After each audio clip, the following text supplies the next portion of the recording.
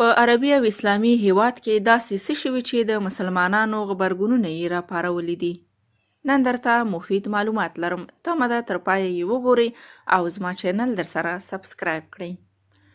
وایي په متحده عربي اماراتو کې به د نوو عملي کېدونکو مقرراتو پر اساس د شرابو استعمال او د مجردو جوړو یوځای اوسېدل جرم بلل کېږي.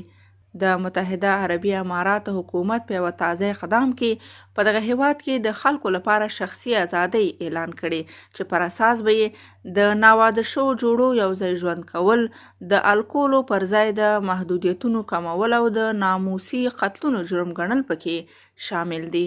د نوو مقرراتو په اساس د 21 کلنو او له هغې څخه پورته عمر لرونکو ته د الکولو د استعمال، خرڅلاو او مالکیت سزا له منځه وړي او د مجردو جوړو یوځای اوسېدل او معاشرت چې د اوږدې مودې راهیسې په اماراتو کې جرم ګڼل کېده د نوو تعدیلاتو له مخې ازادیږي. دغه اقدام د اماراتو او اسرائیل ترمنځ د اړیکو د عادي کولو له موافقې وروسته کېږي.